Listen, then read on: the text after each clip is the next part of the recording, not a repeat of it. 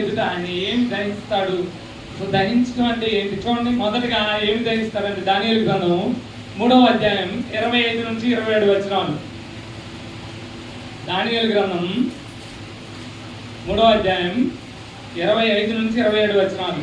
అందుకు రాజు, నేను నలుగురు మనుషులు, చూడండి మీ అందరికి తెలుసు షడ్రక్ మేషక్ అబేద్నెగో అనే ముగ్గురు ముగ్గురిని కలిపి, బాలురు కాదు ఇప్పుడు కొంత పెద్దవాళ్ళే వాళ్ళని ముగ్గురిని ఆయన బొమ్మకు మొక్కలేదని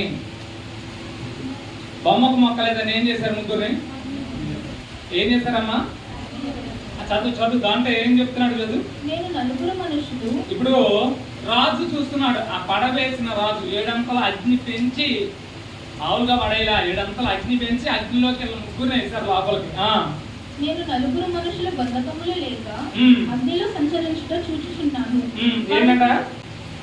నేను నలుగురు మనుషుల బంధకంలో అగ్నిలో తిరుగుతున్నారంట. నలుగురు వేసిన ముగ్గురినే కదా, షడ్రక్ని మేషక్ని అబేద్నెగోని ముగ్గురిని కట్టేసి లోపలేశారు. ఆ అగ్నిగుండంలో 4వ వ్యక్తి వచ్చి వాళ్ళ మధ్య తిరుగుతున్నాడంట. వాళ్ళ ముగ్గురితో పాటు 4వ వ్యక్తి ఉన్నాడంట. ఆ వ్యక్తి ఎవరికి కనపడుతున్నాడు?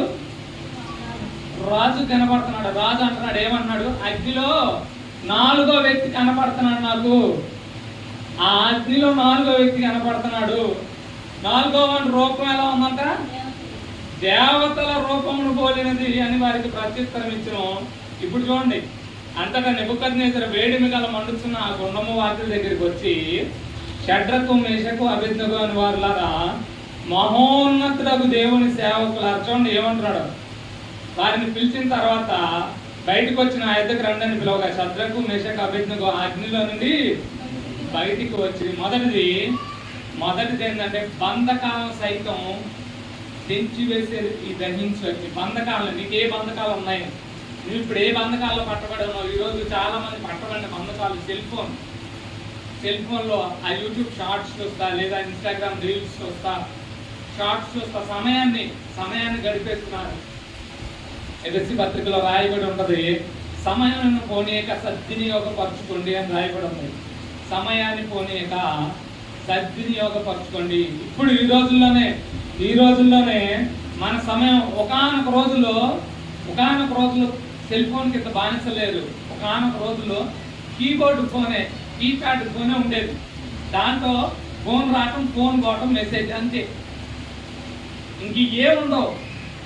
వాడు వాట్సాప్ పంపించాడా, నేను పెట్టిన మెసేజ్ చూసారా, బ్లూటిక్ పడిందా, ఏముండవు. ఆ నుంచి ఏమన్నా మెసేజ్ ఏముండవు. ఫోన్ వచ్చిందా, ఫోన్ పోయిందా, అంతే. తర్వాత ఫోన్ మాత్రం పడేసేవాళ్ళు. ఇప్పుడు అట్లా కాదు. పొద్దున్న లేవంగానే ఆ మోకం కడికెళ్ళి ఏం లేదు, పొద్దున్న లేవంగానే లేవంగానే ఇక్కడ అడుగుకునేది. ఏముంది? అడుక్కుని తీసుకునేది. చాటింగ్ ఉందా లేదా, లేదంటే ముందు దాని గుర్తు ఉందా? నిజమంటే జరుగుతున్న పరిస్థితులు అవే. ఈరోజు సగానికి సగం యూత్ని కానీ జనులను కానీ చెడగొడుతుంది ఫోనే. కానీ దాన్ని వాడుకునే విధానం అని నేను గడిచిన వారం ఒక పెద్ద ఆయన వాక్యం చెప్పాడు. పెద్ద ఆయన దగ్గర చాలా వయసు ఉంటుంది పెద్ద ఆయన వాక్యం చెప్తూ ఆయన అన్నాడు, నాకు దీనితో సంబంధం వల్ల నా టైం వేస్ట్ అవుతుంది. నేను దేవుడితో సహవాసం చేయకూడదు, నన్ను అభ్యంతరపరుస్తుంది. So I have switch off తీసుకోండి, దీన్ని పక్కన పెట్టేస్తున్నాను. అర్జెంట్ కాల్స్ వస్తాయి, బట్ దేవుడి కంటే అది ఎక్కువగా చేస్తున్నాను. దాన్ని పక్కన కొన్నిసార్లు పక్కన పట్టేస్తున్నాడు. ఈరోజు దాన్నే అత్యధికంగా దాన్నే ఎక్కువగా ప్రేమిస్తున్నారు. నీ బంధకాలు ఈరోజు ఏ బంధకాలు కూడా వెళ్తున్నావు. చాలా మందికి సెల్ ఫోన్ గురించి, అలాగే సోషల్ మీడియా అధికంగా వాడుకోవడం తప్పు కాదు. అధికంగా వాడటం వల్ల ఎడిక్ట్ అయిపోతున్నారు. ఈరోజు నిజంగా కొంతమంది పబ్జీ వచ్చినప్పుడు పిల్లలు దానికి ఎడిక్ట్ అయిపోయి ఇలాగే వాళ్ళ చేతులు ఇలా మానసికంగా పాడైపోయారు. కొంతమంది పిల్లలు అలా అయిపోయారు, దానికి అడిక్ట్ అయిపోయారు. ఈరోజు సెల్ ఫోన్ కూడా బానిసలు అయిపోతున్నారు. ఒక్కొక్క దానికి సాతానుడు ఎవరిని దేనికి పట్టుకుంటే వాళ్ళు లొంగుతారు. ఎక్కడ లొంగుతారు అంటే బాగా అర్థం కావడానికి, ఒక దగ్గరికి వెళ్ళామండి, లంచం ఇవ్వడానికి వెళ్ళామనుకోండి, రూపాయలు ఇస్తాం మాకు ఈ పని చేయంటే రంగు పోవచ్చు, చేయను అంటాడు. సంఖ్య ఒక సంఖ్య 100 పక్కన ఇంకో 0 1000 చేయను అనుకోవచ్చు, ఇంకో 0 పెంచుదాం 1000 కాస్త 10,000 కొంచెం చెప్తాడు, లేదు ఇంకో 0 పెంచుదాం. ఆ అంకె పెంచినప్పుడు ఆ మొత్తం అనేది ఎక్కువ మొత్తం అనేది పెరిగే కొలది ఏమవుతుంది, అతను ఎక్కడో చోట దొరికిపోతాడు. సాతానుడు కూడా అంతే. ఎక్కడ దొరుకుతావు నువ్వు, దేని దగ్గర నీ యొక్క వీక్నెస్ నీకంటే బాగా తెలుసుకోవాలి. వీళ్ళని అంటున్నాడు, ఇదిగో బొమ్మ పెట్టాం వేణా సింఫనీ అన్ని మోగుతి మోగంగానే వచ్చి మీరందరూ మోకరించాలి బొమ్మ ఎదుట అని అంటే, ఈ హెబ్రీ ఎవరైతే ఉన్నారో బాలురు వీళ్ళు ముగ్గురు షడ్రక్ మేషక్ అబేద్నెగో అనేవాళ్ళు, మేము మొక్కం. నేటి రోజుల్లో జరుగుతుంది తెలుసా, మా సైడ్ అటు సైడ్ ఒక ఊర్లో సోషల్ మీడియాలో చూసారో లేదో, యేసుక్రీస్తుని నమ్ముకున్నారని 4 నెలల నుంచి ఊరోళ్ళు వెళ్ళేశారు. 4 నెలలు అవుతుంది. మీరు వెళ్ళేసినా సరే మేము పట్టుకున్న దేవుణ్ణి, దేవుము కలిగిన దేవుణ్ణి విడిచేదే విడవం మేము. చివరి రోజుల్లో ప్రభువు మాట అంటాడు, ఆయన విశ్వాసం భూమి మీదకి వచ్చినప్పుడు విశ్వాసము కనుగొనునా అంటే అంత విశ్వాసం ఉంటారా? ఇప్పుడు గడిచిన నెలలో మనల్ని ఒక ఉలిక్కిపాటుకు ఒక భయపెట్టే విధంగా పాస్టర్ ప్రవీణ్ పగడాల గారి మరణం అది జరిగినప్పుడు అందరూ ఒకసారి ఉలిక్కిపడ్డారు, ఏంటి ఇలా ఉంటుందా భయపడే విధంగా.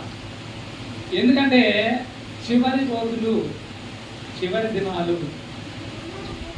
అయితే మరి నీ యొక్క బంధకాలు ఏంటి ఈరోజు నీ యొక్క బంధకాలు ఏంటి?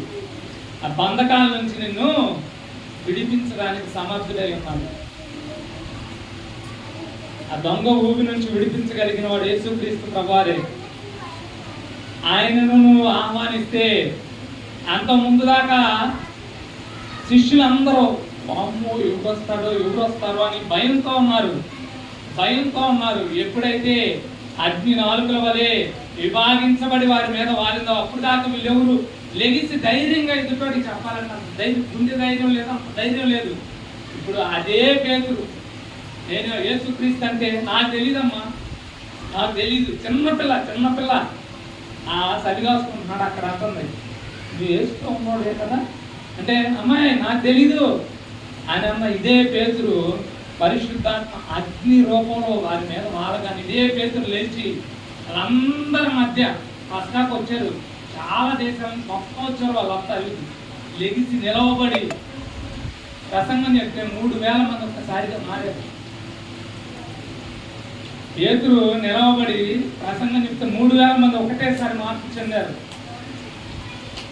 మరి ఈరోజు నీ బంధకాలు ఏంటి? మరి ఆయనకి చెప్తున్నావా? నీ యొక్క ఇరుకులు, ఇబ్బందులు, బాధలు పక్కన వాళ్ళకి చెప్తే ఒకటి ఉన్నది రెండు కలిపి చెబుతారు పక్కన వాళ్ళకి. నీ బాధ నాకు ఇబ్బంది ఉంది, నా ఇరుకు అని చెప్పి పక్కన వాళ్ళు చెప్పారు. ప్రార్థనా పరులు అయితే ప్రార్థన చేస్తారు. కొంతమంది ఏం చేస్తారంటే ప్రార్థన చేయటం కంటే ప్రచారం చేయటం ఎక్కువ చేస్తారు. ప్రార్థన చేయి, ప్రచారం చేయబాకు. అతను ఈ ఇరుకులో గుండా వెళ్తున్నాడు, ఈ పాపంలో ఇరుక్కున్నాడు, దాని గురించి బయటపడాలని ప్రార్థన చేయి. కానీ మనకు అలవాటేది డంకా ఒకటి ఎత్తుకొని నీకు తెలుసా పలానా వాళ్ళు ఈ పాపంలో పడ్డారంట, ఆ పాపంలో నుంచి విడుదల కలగాలని ప్రార్థన చేయాలి. మన బాధ్యత అది, సహోదరులుగా మన బాధ్యత అది, సంఘముగా మన బాధ్యత అది. ఆ సంఖ్యలు ఏమైనా సరే ప్రార్థన మీరు చేస్తే, పేతురుని ఆల్రెడీ యాకోబుని చంపేశారు, పేతురుని చెరసాల్లో వేశారు. నెక్స్ట్ పేతురునే చంపేది పేతురునే. అయితే పేతురు చక్కగా నిద్రపోతున్నాడు.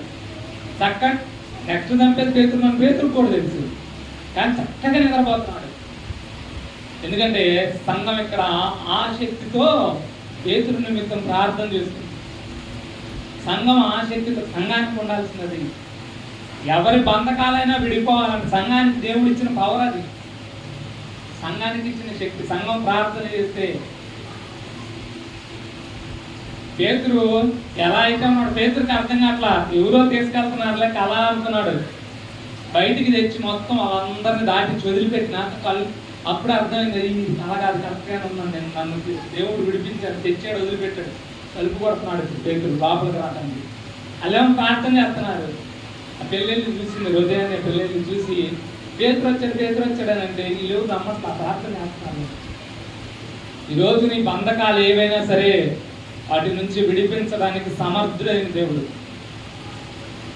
అవేమైనా ఆ బంధకాలన్నిటి నుంచి విడిపించడానికి, నువ్వే బంధకాల్లో పట్టబడి ఉన్నావో వాటి నుంచి విడిపించడానికి సమర్థుడు. రెండోది, మొదటి బంధకాలను దహించే అగ్ని. రెండోది జకర్యా గ్రంథం 13వ అధ్యాయం 9వ వచనం. జకర్యా గ్రంథం 13వ అధ్యాయం 9వ వచనం.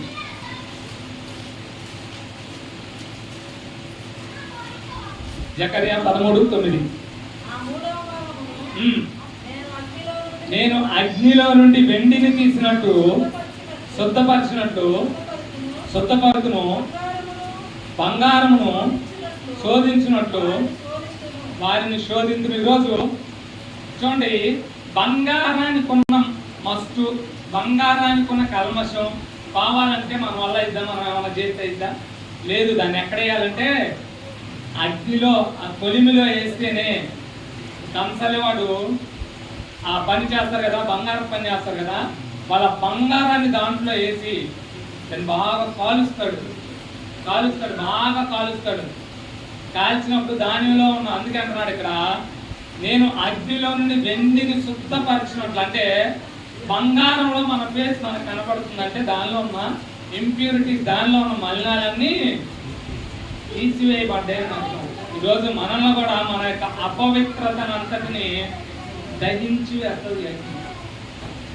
అపవిత్రతని ఇంకా అపవిత్రంగానే బ్రతుకుతున్నావా? అపవిత్రమైన చూపులు, అపవిత్రమైన మాటలు, అపవిత్రమైన కార్యకలాపాల్లోనే ఉన్నావా?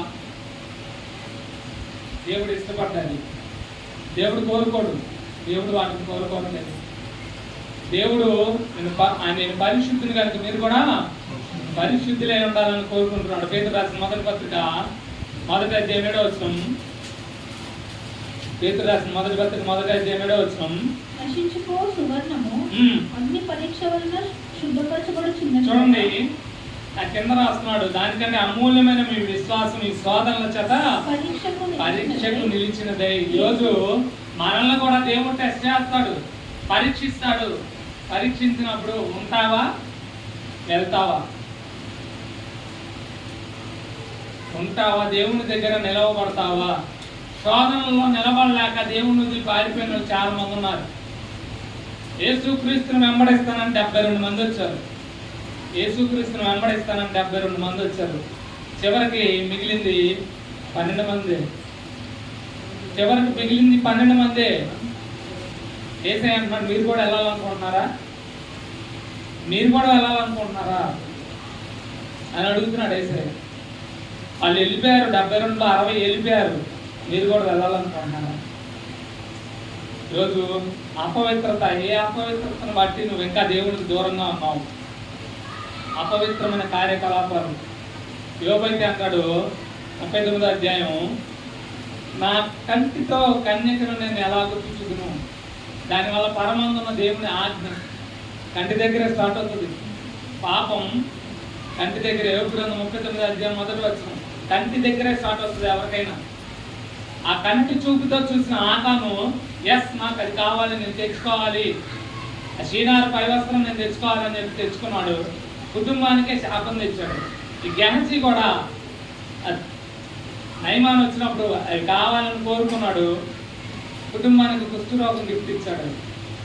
ఇస్కరియోతు యోధ 30 వెండి నాణ్యాలకి 30 వెండి నాణ్యాలు వాడి దగ్గర సంచి ఎప్పుడు ఉంటుందండి. ఆ ఇస్కరియోతు యోధ అనేవాడికే దేవుడు సంచి ఇచ్చాడు. యేసుక్రీస్తు ప్రభువు కానుకలు సంచి పెట్టి ఎప్పుడు వాడి కాడే ఉంటుంది. మరి వాడు ఎప్పుడు ఉంటుంది. చూడండి, డబ్బు కాదు అది, చూడండి కాదు, ఆయన 30 వెండి నాణ్యాల కోసం. ఎందుకంటే కంటి దగ్గరే శోధన అనేది స్టార్ట్ అయ్యేది. ఈరోజు కంటితో ఏం చూస్తున్నావు? కంటితో ఏం చూస్తున్నావు? బయట విపత్కర ఒక డాక్టరే, వైద్యం చేసే డాక్టరే కొకైన్ తీసుకుంటూ దొరికింది ఈరోజు, 2 రోజుల క్రితం అనుకుంటా, నిన్న కావాలి. కొకైన్ వైద్యం చేసే డాక్టర్ ఎలా అంటే అల్పకాల పాప భోగాలకి ఇష్టపడుతున్నారు, ఈజీ మనీకి ఇష్టపడుతున్నారు, అపవిత్రమైన దాన్ని చూసుకుంటున్నారు. దానివల్ల ప్రభు దగ్గరికి వస్తే ప్రభు చెప్పేది ఒక్కటే, ఎవరైనా సరే ఇప్పుడు దాకా పాపం చేసావు, సిన్ నో మోర్, ఇక ఆ పాపం చేయొద్దు. మరి ఈరోజు ఇంకా ఏదైనా పాపానికి కట్టబడి ఉన్నావా?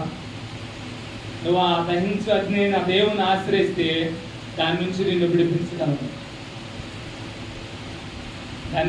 విడిపించగలడు, ఈరోజు శోధనలో గుండా, కష్టాల గుండా వెళ్తున్నావా? వాటిని తట్టుకుంటే నిన్ను శుద్ధ సువర్ణంగా మార్చి ముందుకు తీసుకెళ్ళగలిగిన సమర్థుడైన దేవుడు. తర్వాతగా నిర్గమకాండం 13:21 వచనం. నిర్గమకాండం 13:21 వారు పగలు రాత్రియు ప్రయాణము చేయనట్టుగా యెహోవా త్రోవలో వారిని నడిపించుటకై పగటి వేళ మేఘస్తంభములోను వారికి వెలిగించుటకు రాత్రి వేళ అగ్ని స్తంభములోను ఉండి వారికి ముందుగా నడుచుచూ వచ్చెను. నీ మార్గంలో అన్నిట్లో ఆటంకాలు, ఈ మార్గంలో ఉన్న ఆటంకాలన్నీ ఇశ్రాయేల్ ప్రజలు ఆ కానాను యాత్రకు బయలుదేరి వాళ్ళు కానానికి వెళ్తున్నప్పుడు చూపించిన ఆ దేశానికి వెళ్తున్నప్పుడు ఆ మధ్యలో వాళ్ళకి దారి మధ్యలో దహించు అగ్ని అని దేవుడు ఉదయమున వారికి, రాత్రిపూట అయితే దహించు అగ్నిగా వెలుతురుగా మనకి కొద్దిసేపు కరెంటు పోతుంది. మన పరిస్థితి ఎలా ఉంటుంది? రీసెంట్గా కరెంటు పోతుంది, మీరు ఆలోచించారట? రీసెంట్గా అప్పుడప్పుడు హాఫ్ అన్ అవర్ కరెంటు పోతుంది, ఉండలేకపోతున్నారు. అంతమందిని ఆ దహించు అగ్నిగా నడిపిస్తున్నాడు వాళ్ళందరికీ లైఫ్గా. వాళ్ళ త్రోవలో వాళ్ళకి ఏది హాని చేయకుండా, నైట్ ఏది హాని చేయకుండా, ఏ భయంకర జంతువు కానీ, పులులు కానీ, సింహాలు కానీ వాళ్ళు నడుస్తున్న త్రోవలో వారికి ఎదురు రాకుండా వారికి వెలుగునిస్తూ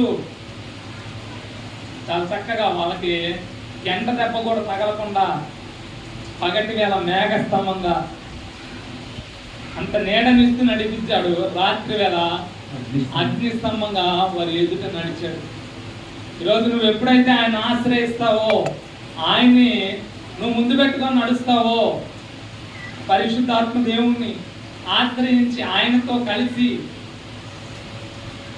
నువ్వు నడుస్తావో, ఆయన అప్పచెప్పుకుంటావు, సరెండర్ అవుతావో, ఆయన ఆధీనంలో ఉండి నువ్వు నడుస్తావో, అప్పుడు నీ ఎదుట వెళ్ళే మార్గాలకు ముందుగా నీ మార్గం సిద్ధపరుచుతూ ఆయన దూతను పంపుతాడు నీకంటే ముందుగా. ఆయనకు సరెండర్ అయ్యి ఆయనకి నీ జీవితాన్ని అప్పచెప్తే, ఆయనకు అప్పచెప్తే గడిచిన ఎవరైతే ప్రభు నందు నిద్రించారో ఆ సేవకులు ఇండోర్లో సేవ చేయడానికి వెళ్ళాడు. ఇండోర్ అంటే ఇక్కడ కాలేదు, ఆ ఢిల్లీ ఆ నార్త్ సైడ్, అటు సైడ్ వెళ్ళి సేవ చేయడానికి వెళ్ళాడు. దేవుడు చెప్పాడని వెళ్ళిపోయాడు. ఆడ ఎలా ఉంటుందో ఏంటో ఏం తెలియదు. హిందీ కూడా అంతగా రాదు, హిందీ ధారాళంగా మాట్లాడేటట్టు. దేవుని కోసం వెళ్ళినప్పుడు దేవుడు చేసిన కార్యాలు, ఒక ఇంటికి వెళ్ళి అడిగాడు, ఇల్లు కావాలి నాకు. రాత్రి ఆ దర్శనం వచ్చింది ఆయనకి, తెల్లారి వెళ్ళి నాకు ఇల్లు కావాలి అంటే పైన చూసుకోపో అన్నాను, మార్వాడి అన్నాను. పైకి వెళ్ళి చూసుకున్నాడు. రాత్రి దర్శనంలో ఏ ఇల్లు చూశాడో ఏం చూశాడో అన్నీ ఆయనతో ఉన్నాయి. సరే చూసుకున్నావు, ఇల్లు చూసుకున్నాను. మరి ఇప్పుడు ఇంటికి ఇల్లు చూడంగానే ఏమడుగుతారు? నెక్స్ట్ రెంట్ కట్టమని అడుగుతారు. రెంట్ అడిగితే డబ్బులు ఉన్నాయంటే డబ్బులు లేవు, తర్వాత ఇస్తానంటే ఎవరైనా చేర్చుకుంటారా? ఎవరు చేర్చుకోరు. ఆయన చేర్చుకుంటే అందే తిన్నావా అని అడిగిందంట. 3 రోజుల నుంచి ఆ ఫుట్బాల్ మ్యాప్ తినలేదంటే ఆ పక్కన మెస్ ఉంటుంది, ఆడ పోయి నా పేరు చెప్పు అంటే ఆడ పోయి ఆమె పేరు చెప్పాడు. ఫ్రీగా మీల్స్ పెట్టి పంపించాను. ఎందుకంటే మనము ఆయన చిత్తానికి ఆయనకు అప్పచెప్పుకొని మనం నడిస్తే, మనకి నడిస్తే మన అవసరాలు, మన ఎదుట ఉన్న వాటిని ఆయన సిద్ధపరుస్తాడు. మన ప్రోవని సరాలం చేస్తాడు. వీళ్ళు ఆయన మాట విన్నంత వరకు, చక్కగా వెళ్ళినంత వరకు ఆయనతో 40 సంవత్సరాలు వాళ్ళకి చక్కగా ఉన్నాయి. సకలం తినడానికి తిండికి లోటు లేదు, తిండికేమీ లోటు లేదు. రాయబడి ఉంటుంది వాళ్ళ కాళ్ళు కూడా వాయలేదనే ఉంటుంది 40 సంవత్సరాలు. అయితే ఈరోజు ఆయన్ని ముందు పెట్టుకొని నడిస్తే, దహించు అధ్యాయుని దేవుణ్ణి ముందు పెట్టుకొని నడిస్తే, యెషయా గ్రంథం 43వ అధ్యాయం 2వ వచనం యెషయా భక్తుడు కూడా చక్కని మాట చెప్తున్నాడు. చూడండి 43:2. నీవు జలములలో పడి దాటినప్పుడు నేను నీకు తోడై ఉండును, నదులలో పడి వెళ్ళినప్పుడు అవి నీ మీద పొర్లి పారవు, నీవు అగ్ని మధ్యలో నడిచినప్పుడు కాలిపోవు, జ్వాలలు నిన్ను కాల్చవు. ఎందుకంటే ఆ దహించు అగ్ని అయిన దేవునితో కలిసి నువ్వు నడిస్తే ఆయన నిన్ను చక్కగా నడిపించగలడు. నడిపిస్తాడు నా దేవుడు, శ్రమలోనైనా నన్ను విడువడు. నడిపిస్తాడు నా దేవుడు, శ్రమలోనైనా నన్ను విడువడు. అడుగులు తడబడిన, అలసటపై పడిన, అడుగులు తడబడిన, అలసటపై పడిన, చేయి తట్టి వెన్ను తట్టి చక్కని ఆలోచన పెట్టి, చేయి పట్టి వెన్ను తట్టి చక్కని ఆలోచన పెట్టి నడిపిస్తాడు నా దేవుడు, శ్రమలోనైనా నన్ను విడువడు. నడిపిస్తాడు నా దేవుడు, శ్రమలోనైనా నన్ను విడువడు. ఆయన శ్రమలో కూడా ఏ రోజు ఆయన్ని కలిగి ఉంటే, యోసేపు ఆయన్ని కలిగి దేవుణ్ణి కలిగి ఉన్నాడు. చెరసాల్లో వేసిన దేవుని గురించి, అక్కడైనా ఆయనకి దేవుని గురించిన దర్శనాలు, ఆ కళతో ఏవైతే ఇచ్చాడో దానికి తగ్గట్టుగా పరిశుద్ధంగానే బ్రతికాడు. ఆయన్ని కలిగి ఉండటం వల్ల యోసేపు ఎక్కడికి వెళ్ళాడు? ప్రధాన అయ్యాడు. గోతులో వేశారు, గోతులో నుంచి తీసుకొచ్చి మరలా ఇల్లు తెచ్చి జైల్లో వేశారు. జైలు నుంచి చూడండి ఎక్కడికి వెళ్ళాడు? Fit to palace via prison. ముందు గోతులో నుంచి జైల్లోకి వచ్చాడు, జైల్లో నుంచి సింహాసనం మీద ప్యాలెస్. ఈరోజు మన యొక్క ఆటంకాలను, మన యొక్క అడ్డంకులను దేవుడికి చెప్పి ఆయనకు అప్పచెప్తే ఆయన సుసాధ్యం చేయగలిగిన వాడు. రీసెంట్గా పెద్ద ఆవిడ తన భర్త చనిపోయాడు. ఒక్కడే కొడుకు, కోవిడ్ టైంలో ఒక్కడే కొడుకు. 2 లంగ్స్ చెడిపోయినాయి. ఆ బిడ్డకి ట్రీట్మెంట్ ఇవ్వాలన్నా రోజుకు 1,00,000 పైన అవుతుంది.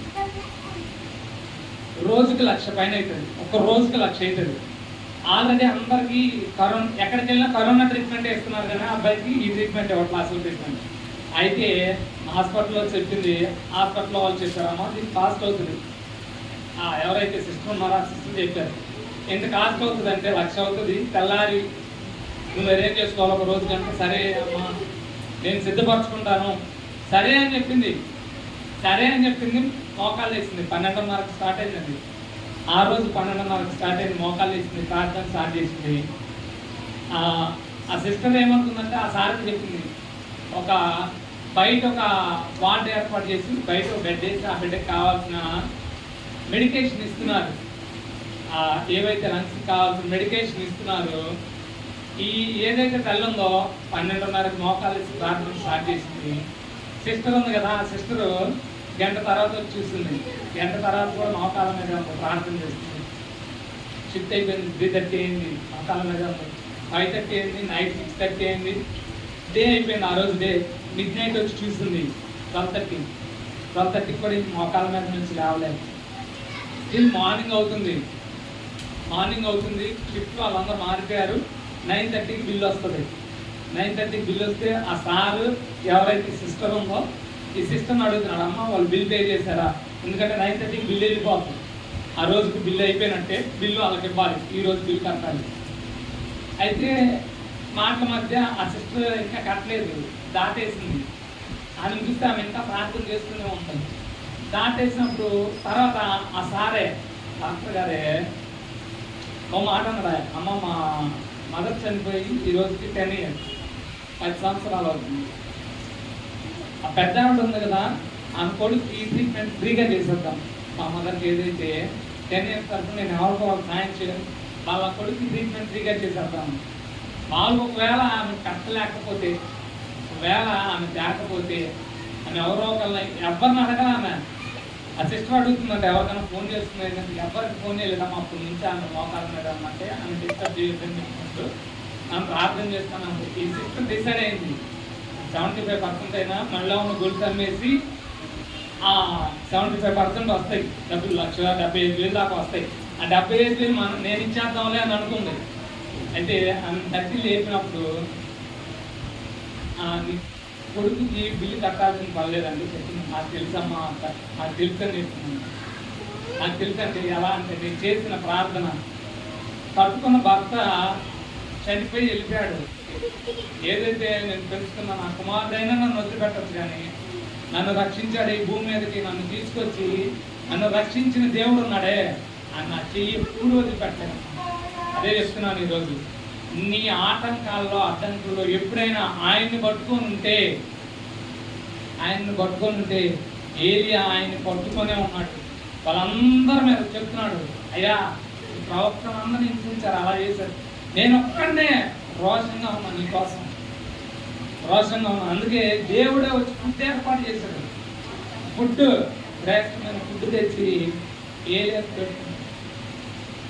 ఎందుకంటే దేవుని మీద నువ్వు నేను ఆనుకొని ఉంటే, ఆయన మీద ఆనుకొని ఉంటే ఆయన చేయడానికి సమర్థుడు. నాలుగోదిగా రోమపత్రిక న్యాయాధిపతుల గ్రంథం 6వ అధ్యాయం 21వ వాక్యం. మనకన్నీ సందేహాలు కాదు, సందేహాలు. యెహోవా దూత తన చేతులున్న కర్రను చాపి దాని కొనతో ఆ మాంసమును ఆ పొంగని భక్ష్యములను ముట్టినప్పుడు అగ్ని ఆ రాతిలో నుండి వెడలి ఆ మాంసమును పొంగని భక్ష్యములను కాల్చి వేసాను. అంతటే యెహోవా దూత అతనికి అదృశ్యమాయను. చూడండి, చాలా మందికి ఈరోజు అపనమ్మకం. ఇక్కడ మీరు చూస్తే న్యాయాధిపతుల గ్రంథంలో చెప్తున్నాడు, ఎవరు వీళ్ళకి రాబోయే వ్యక్తే సంసోను. వాళ్ళు దూతను అడుగుతున్నారు ఒక సూచన. వాళ్ళకి నమ్మబుద్ధి కావట్లా, భయం ఉంది, వాళ్ళలో సందేహం ఉంది. ఎందుకంటే వాళ్ళు ముసలి వాళ్ళు. 13వ అధ్యాయం మొదట్లో చదివితే, మొదట్లో మీరు చూస్తే 3వ వచనం కూడా మీరు చూస్తే, అంటే 1 నుంచి 2 చదవమ్మా. ఆ కాలంలో దాను వంశస్థుడును జోరియా పట్టణస్థుడైన మనోహ అని ఒకడు ఉండెను. అతని భార్య గొడ్రాలై ఆమెకి గొడ్రాలై ఉంది, కానీ ఆమెకి దోత చెప్పిన మాట ఏమని చెప్పింది? తర్వాత 3వ మాట,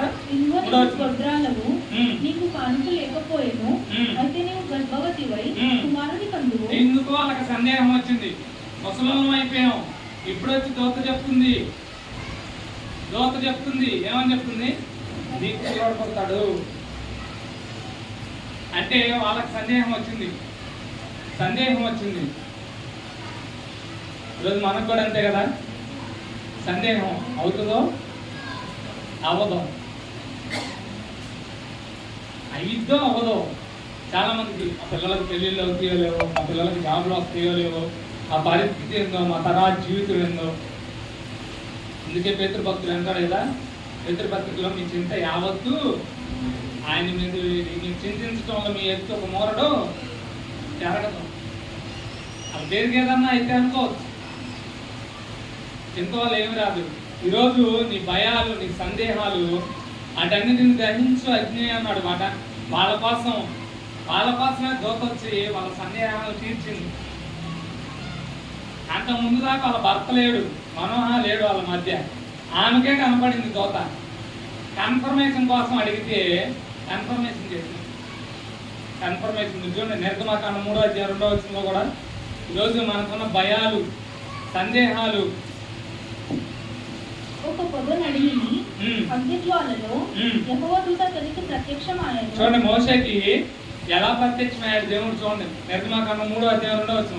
ఒక పొదనడిని, పొదనడివిలో ఇప్పుడు కింద చదివితే మోషే అంటున్నాడు 3వ.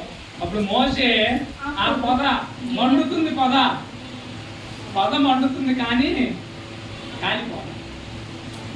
పొద మండుతుంది కాలిపోదా. ఈ అద్భుతం ఎలా జరిగింది, అసలు ఏంటి నేను చూస్తాను, నేను చూడాలని చెప్పి చెప్పుకున్న కాళ్ళకి ఆంతిని వెళ్ళి చూడబోతుంటే దేవుడు అవి విప్పి నేను విడిచిపెట్టాను, పరిశుద్ధ స్థానం విడిచిపెట్టి. ఈరోజు నీ భయాల్ని, నీ సందేహాలని మోసే చెబుతాడు కదా, అయ్యో నన్ను పంపిస్తానంటావు, నేను నోటి మాంద్యం గలవాడిని, నేను నచ్చోడిని, నేను నోటి మాంద్యం అంటే నచ్చింది నాకు, నేను మాట్లాడలేను.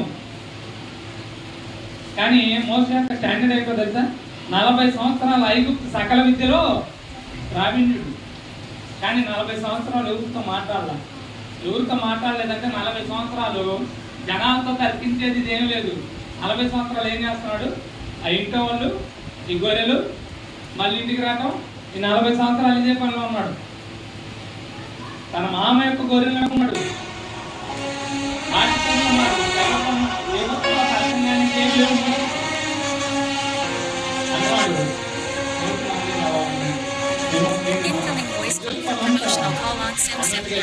దేవుడు పంపించాడు 10 అద్భుతాలు చేసి ఆశించి 10 అద్భుతాలు చేసి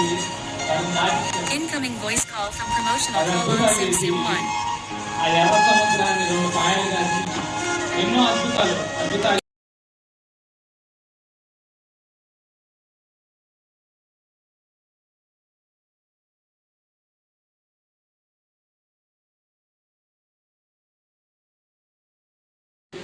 సమర్థుడే అన్నాడు. తర్వాతగా అపోస్తుల కార్యం 2:3-4.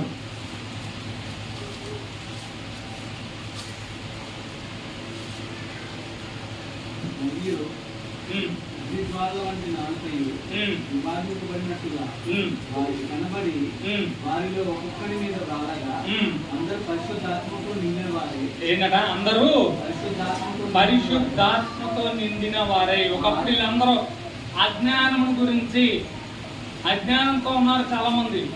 కానీ ఎప్పుడైతే పరిశుద్ధాత్మ దేవుడు వారి మీదకి దిగిరాగా వారు మాట్లాడినట్లుగా చూస్తే వారు అగుపరిచిన జ్ఞానం ఆ చక్కగా పేతురు చెప్తాడు, మీరు అందరూ వీళ్ళు తాగారనుకుంటున్నారు కదా, కొత్త మద్యంతో మత్తులై ఉన్నారు అనుకుంటున్నారా? కాదని ఇప్పుడు చక్కగా చెప్తాడు. ఈరోజు ఇంకా అజ్ఞానంలో ఉంటున్నారా? క్రీస్తుని గురించిన జ్ఞానాన్ని తెలియకుండా ఇంకా అజ్ఞానంతో ఉంటున్నారా? తెలుసా, దొంగలకు కూడా వాటి కాలం తెలుసు, అవి కాలం ఎరిగి చక్కగా ప్రవర్తిస్తున్నాయి. మరి సమయాన్ని సద్వినియోగపరచుకోకుండా వెళ్ళిపోయిన సమయం నీకైనా నాకైనా మళ్ళా దగ్గర రాదు. ఈరోజు ఎలా ఉన్నాం ఒక్కసారి ఆలోచించి. తర్వాతగా ద్వితీయోపదేశకాండం 9:3.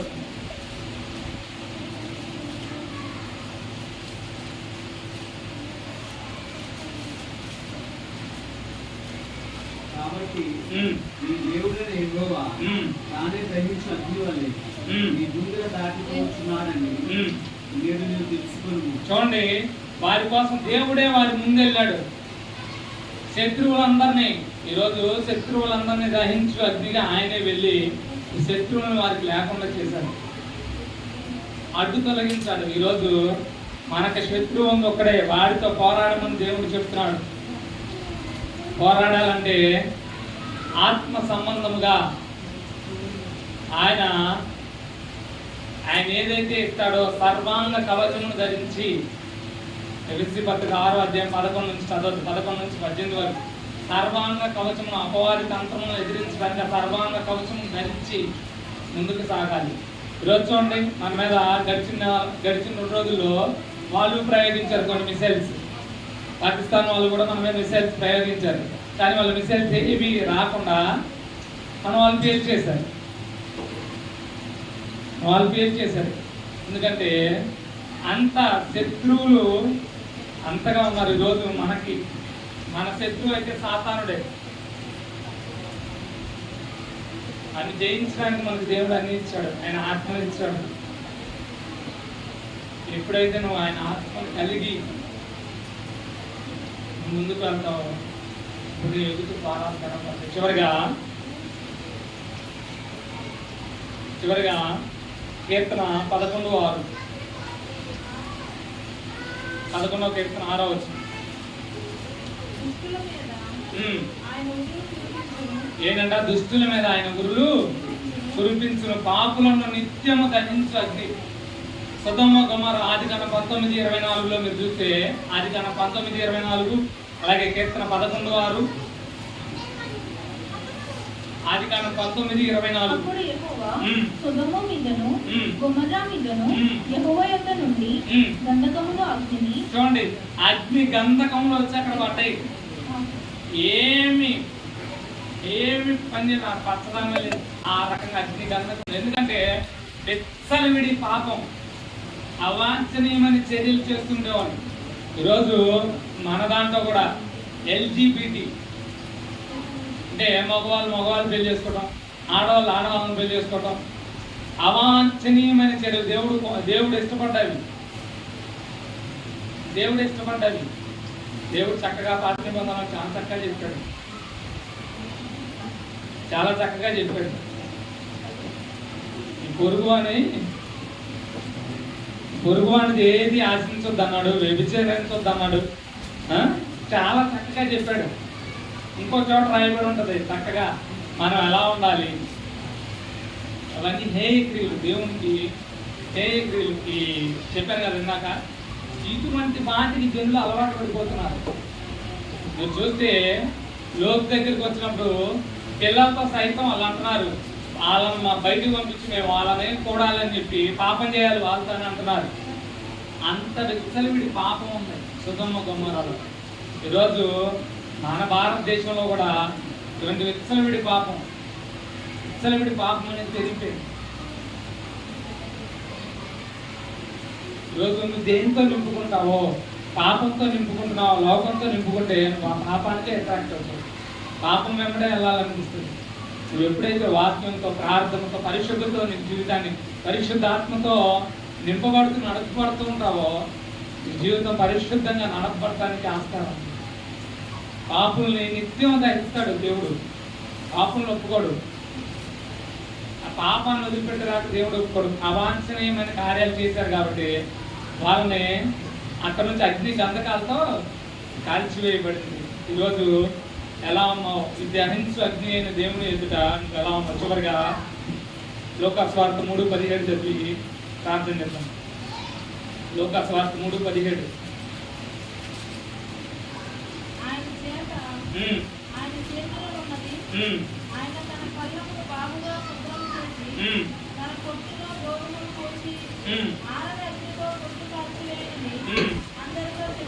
అందరితో చెప్పాను.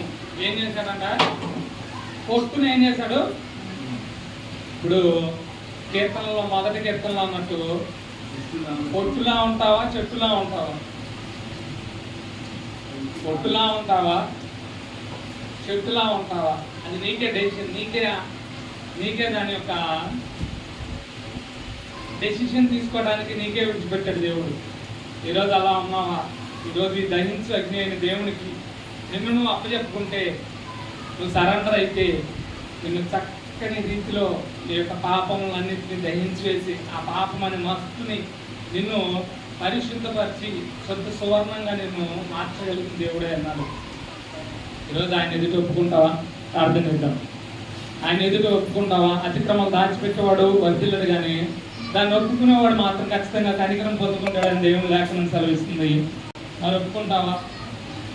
ఒప్పుకొని ప్రభు వాళ్ళలో పాల్పంచుకున్న మనము ప్రార్థనా పూర్వకంగా, ఎందుకంటే మనకిక్కడే ప్రతి ఆదివారం మనకిక్కడే తెలుసు ప్రభు వాళ్ళలో పాలు పంచుకోవాలి అంటే మనం సిద్ధపడతాం. మనం ప్రిపరేషన్ అవుతాం. మరి ఇక్కడే తెలిసిన మనకి ఇక్కడే సిద్ధపడకపోతే అక్కడికి ఎలా వెళ్తాం?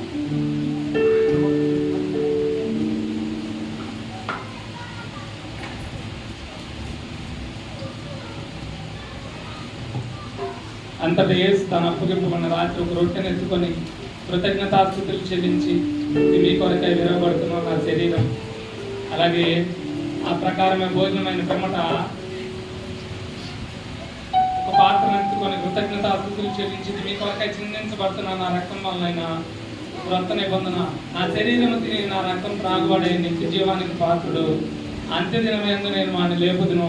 అలాగే ఇది చేయనప్పుడల్లా మరణాన్ని అలాగే నా యొక్క పునరుద్ధానాన్ని జ్ఞాపకం చేసుకుని అనేకులకి ఆయన యొక్క మరణ పునరుద్ధానాలను ప్రచురం చేసేవారిగా మనం అందరం ఉండాలి. అటు కృపాదాన్ని దేవుడు మనందరికీ దయచేయను కాక. ఆమేన్. మీ ఎదుటికి ప్రభు యొక్క శరీరం అలాగే ప్రభు యొక్క రక్తం వచ్చినప్పుడు ప్రార్థనా పూర్వకంగా సేవించండి.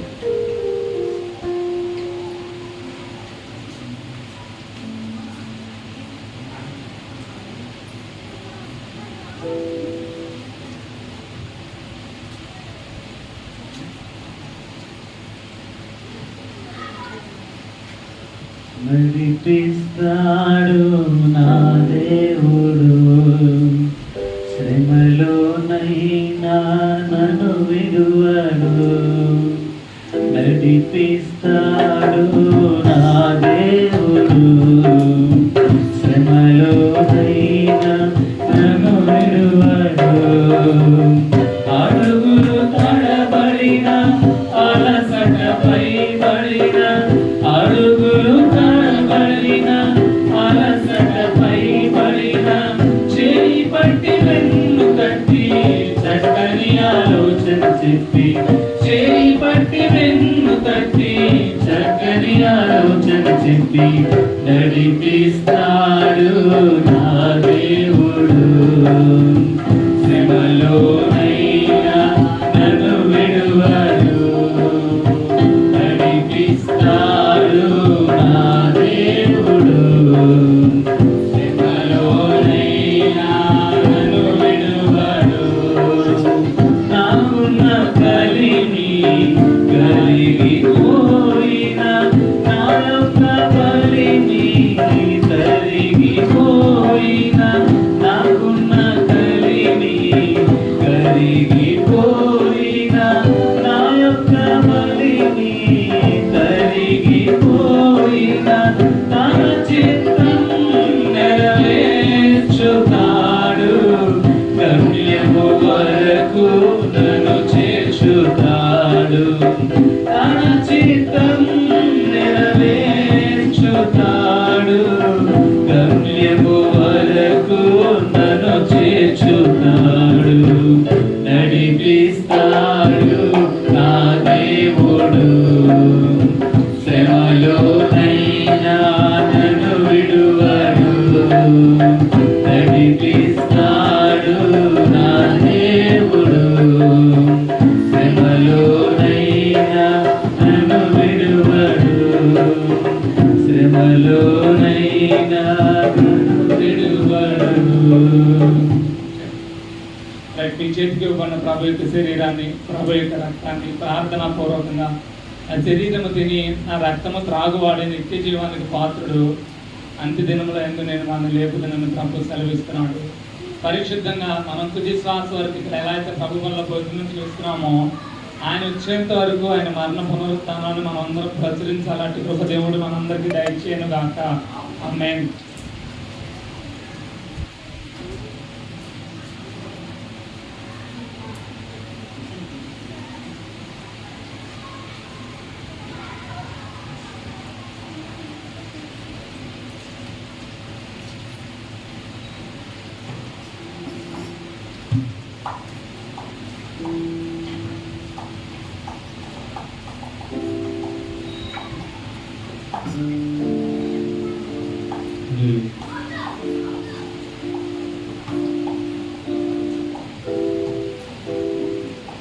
ముఖ దర్శనం చాలయ్యా, నాకు నీ ముఖ దర్శనము చాలయ్యా, ముఖ దర్శనము చాలయ్యా.